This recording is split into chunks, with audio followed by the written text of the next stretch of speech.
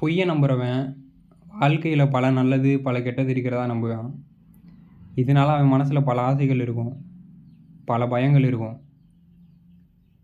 இதனால் அவனுக்கு படிக்கிறதுல ஆர்வம் வராது. மற்ற விஷயத்தில் ஆர்வம் வரும். பொழுத போக்குறது, விளையாடுறது, இந்த மாதிரி பல ஆசைகள் இருக்கும். அந்த ஆசைகளை நிறைவேற்றுறதுக்காண்டி நிறையா நேரத்தை செலவு பண்ணுவான். படிக்கிறதுல ஆர்வம் கம்மியாக இருக்கும். படிக்கிறதே கொஞ்சம் நேரம் தான் இருக்கும். அப்படி கொஞ்சம் நேரம் படித்தாலுமே அப்படி படிக்கும்போது பல விஷயங்களில் கவனம் சிதறும். ஏன்னா மனசு எது மேலெல்லாம் கவனம் சிதறும்னா, எது மேலெல்லாம் ஆசை இருக்கோ அதை பற்றிலாம் யோசிக்க ஆரம்பிக்கும். பொய்யை நம்புகிறவனுக்கு மனசில் பல ஆசைகள் இருக்கும்.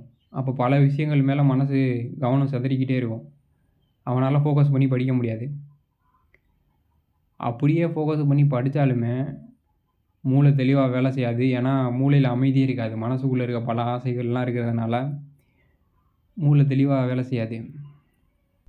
இப்படி பொய்யை நம்புகிறவன் படிக்கிறதுலே ஆர்வம் இல்லாமல் இருப்பான். அப்படியே அவன் படித்தாலும் அவனால் கவனம் செலுத்த முடியாது. அப்படியே கவனம் செலுத்தினாலும் அறிவும் தெளிவாக வேலை செய்யாது. இப்படி பொய்யை நம்புகிறவன் படிக்கும்போது கூட அதை படிக்கணும், புரிஞ்சுக்கணும், அதை தெளிவாக புரிஞ்சுக்கணும் அப்படின்னு நினச்சி படிக்க மாட்டான். மார்க் எடுக்கணும், டிகிரி வாங்கணும், இந்த மாதிரி ஏதோ ஒரு விஷயத்த நல்லதுன்னு நினச்சி அந்த நல்ல விஷயத்துக்கு ஆசைப்பட்டு, மார்க் எடுக்கிறதுக்கு ஆசைப்பட்டு, டிகிரி வாங்குறதுக்கு ஆசைப்பட்டு அதுக்காண்டி தான் படிப்பான். பாடத்தை தெளிவாக புரிஞ்சுக்கணும் அப்படின்னு படிக்க மாட்டான். அதனால் மனப்பாடம் பண்ணுவான். இப்படி மனப்பாடம் பண்ணுறதுனால பாடம் எதுவும் புரியாது. கொஞ்ச நாள்லேயே படித்ததெல்லாம் மறந்து போயிடும். அதோட முக்கியமான பிரச்சனை, மனப்பாடம் பண்ணும்போது உண்மையா பொய்யா அப்படின்னு தெரியாமல் ஒரு பொய்யை நம்பி ஏமாறலாம். ஏன்னா ஒரு கருத்தை தெளிவாக புரிஞ்சுக்கும் போது தான் அது உண்மையா பொய்யான்றதே தெரிஞ்சுக்க முடியும். சும்மா அந்த கருத்தை புரிஞ்சுக்காமல் அப்படியே மனப்பாடம் பண்ணால் பொய்யா இருந்தாலும் அப்படியே நம்பிட வேண்டியதான். இப்படி மனப்பாடம் பண்ணுறதுனால தான் வாழ்க்கையை பற்றி யாரும் தெளிவாக புரிஞ்சுக்கிறதே கிடையாது. சும்மா பெற்றோர்கள் சொல்கிறத அப்படியே மனப்பாடம் பண்ண வேண்டியது. சமூகம் எல்லோரும் என்ன பண்ணுறாங்களோ அதை அப்படியே அதுதான் சரின்னு மனப்பாடம் பண்ண வேண்டியது. ஆசைப்பட்டதெல்லாம் கிடச்சா வாழ்க்கை நல்லா மாறிடுன்னு அதை அப்படியே மனப்பாடம் பண்ண வேண்டியது. இப்படி மனப்பாடம் பண்ணதுனால தான் வாழ்க்கையை பற்றி புரிஞ்சிக்காமல் தப்பாக புரிஞ்சுக்கிட்டு வாழ்க்கையில் ஏமாற வேண்டியதாகவே இருக்குது. மனப்பாடம் பண்ணாமல் எல்லாத்தையும் கேள்வி கேட்டிருக்கணும், வாழ்க்கையை பற்றி புரிஞ்சிருக்கணும். ஏன் வாழ்கிறோம், எதுக்கு வாழ்கிறோம், வாழ்க்கையோட அர்த்தம் என்ன, இதெல்லாத்தையும் தெளிவாக புரிஞ்சுக்கிட்டு வாழ்க்கையில் என்ன பண்ணணும் என்ன பண்ணக்கூடாதுன்னு முடிவு எடுத்துருக்கணும்.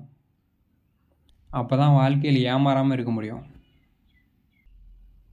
பொய்யை நம்புகிறவன் எதையும் தெளிவாக யோசித்து புரிஞ்சுக்க மாட்டான்.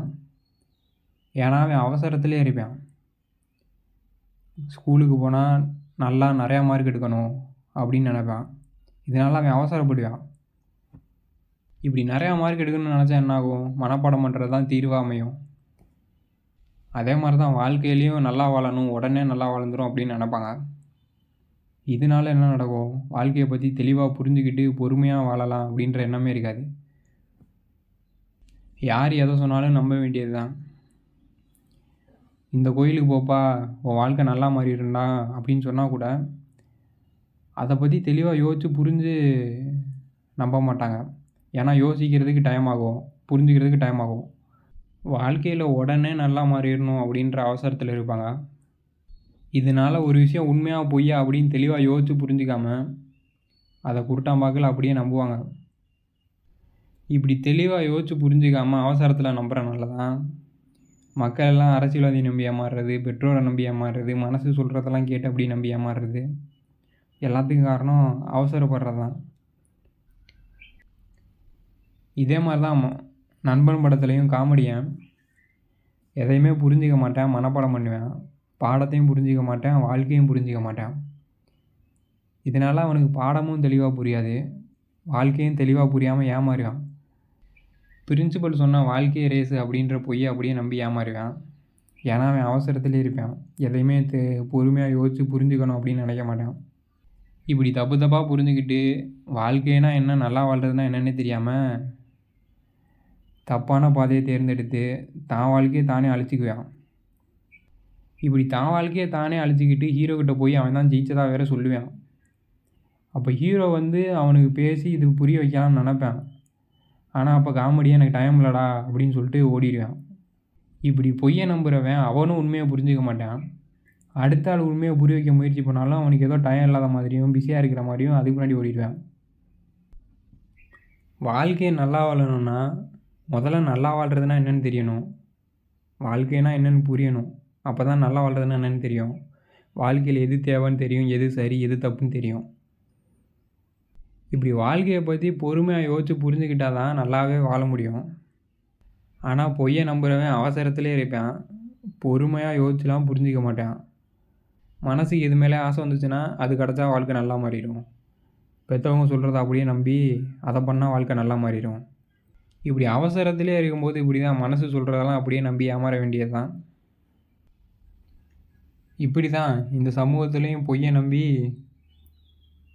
வாழ்க்கைனா என்னன்னே புரியாமல், நல்லா வாழ்கிறதுனா என்னன்னே புரியாமல் வாழ்ந்துக்கிட்டு இருக்காங்க.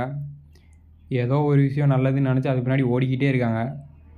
இப்படி வாழ்க்கைனா என்னன்னே புரியாமல் வாழ்ந்துக்கிட்டனால தான் எல்லார் வாழ்க்கையும் கேவலமாக இருக்குது. ஏன்னா வாழ்க்கையில் என்ன தேவை அப்படின்றது கூட யாருக்கும் தெரியறதில்ல.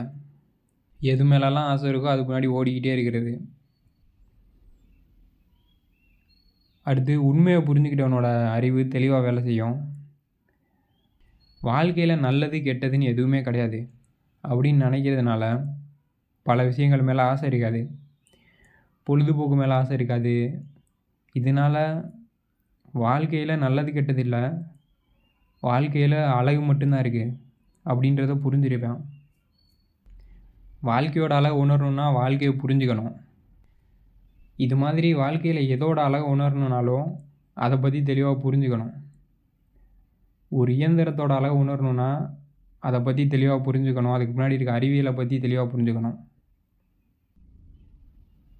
இப்படி உண்மையை புரிஞ்சவனுக்கு வாழ்க்கையில் நல்லது கெட்டது எதுவும் கிடையாது.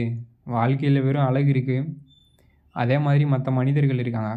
அழகை ரசிக்கிறதுக்கு அதை புரிஞ்சுக்கலாம், மற்றவங்களுக்கு உதவி பண்ணலாம். இதை தான் பண்ணவே முடியும். அப்போ உண்மையை புரிஞ்சவனுக்கு இயற்கையாகவே கற்றுக்கிறதுலையும் மற்றவங்களுக்கு உதவி பண்ணுறதுலையும் ஆர்வம் இருக்கும். இப்படி தான் நண்பன் படத்துலையும் ஹீரோக்கு கற்றுக்கிறதுலையும் உதவி பண்ணுறதுலையும் தான் ஆர்வமே இருக்கும்.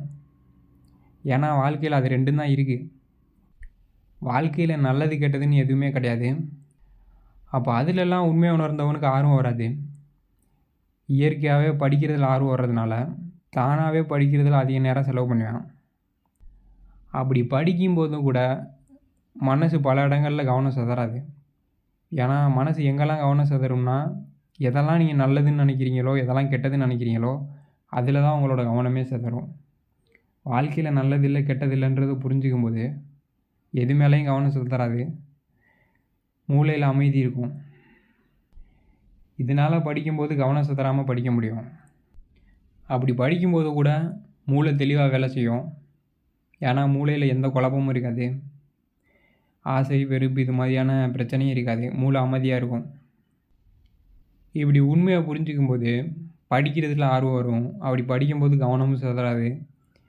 அப்படி படிக்கும்போதும் மூளை நல்லா தெளிவாக தான் வேலை செய்யும். உண்மையை நம்புகிறவன் ஒரு விஷயத்தை பற்றி படிக்கும்போது அதை தெளிவாக புரிஞ்சுக்கணும், அதை புரிஞ்சு அதை ரசிக்கணும் அப்படின்னு நினச்சி படிப்பேன். சும்மா மனப்பாடம் பண்ணணும், மார்க் எடுக்கணும், டிகிரி வாங்கணும் அப்படின்னு நினச்சி படிக்க மாட்டேன். நண்பன் படத்துலேயும் தான் ஹீரோ ஸ்கூலுக்கு போவேன், காலேஜ் போவேன், டிகிரி வாங்கணுன்றதுக்காண்டி போக மாட்டேன், சும்மா படிக்கணுன்றதுக்காண்டினே போவேன். இப்படி புரிஞ்சுக்கணும் அப்படின்னு நினச்சி படிக்கிறதுனால மனப்பாடம் பண்ண வேண்டிய தேவை இருக்காது. அப்போ தெளிவாக புரிஞ்சிக்க முடியும். அப்படி புரிஞ்சுக்கிட்டது எப்பயுமே ஞாபகம் இருக்கும், மறக்காது.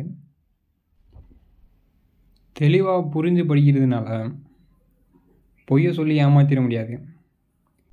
மனசு சொல்கிற முட்டாள்தனமான பொய்கள், பெற்றோர்கள் சொல்கிற முட்டாள்தனம், சமூகம் சொல்கிற முட்டாள்தனம், அரசியல் சொல்கிற முட்டாள்தனம், இந்த மாதிரியான முட்டாள்தனமான விஷயத்தெல்லாம் நம்பி ஏமாற வேண்டியது இருக்காது.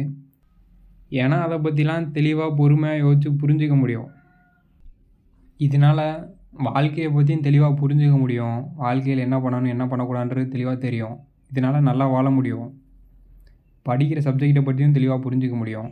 அந்த வேலையும் சரியாக பண்ண முடியும். அப்போ சமூகத்தில் இருக்க எல்லா புட்டா பயல்கள் மாதிரியும் ஆசைப்பட்டதுக்கு பின்னாடிலாம் அப்படியே ஓட வேண்டிய தேவை கிடையாது. வாழ்க்கைனா என்னன்னு புரிஞ்சு தெளிவாக வாழ முடியும். இதனால் வாழ்க்கையை நல்லா வாழ முடியும். நண்பன் படத்துலையும் இப்படி தான் ஹீரோ மனப்பாடம் பண்ணாமல் எல்லாத்தையும் தெளிவாக புரிஞ்சிருப்பான். இதனால் அவனுக்கு வாழ்க்கையை பற்றியும் தெளிவாக புரியும், அந்த சப்ஜெக்டை பற்றியும் தெளிவாக புரியும். அவனும் நல்லா வாழ்வான், பல பேர நல்லா வாழ வைப்பான்.